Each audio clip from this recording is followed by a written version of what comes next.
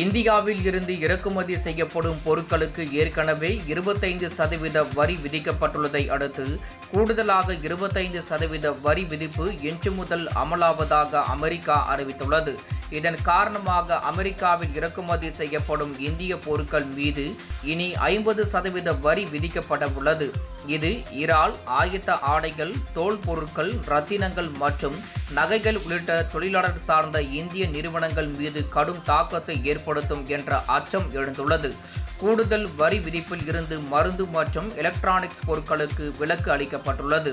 ரஷ்யாவிடம் இருந்து கச்சா எண்ணெய் வாங்குவதை நிறுத்த இந்தியா முன்வரவில்லை என்று குற்றம் சாட்டி இந்திய பொருட்களுக்கு கூடுதலாக 25% வரியை அதிபர் ட்ரம்ப் அறிவித்துள்ளார் என்பது குறிப்பிடத்தக்கது.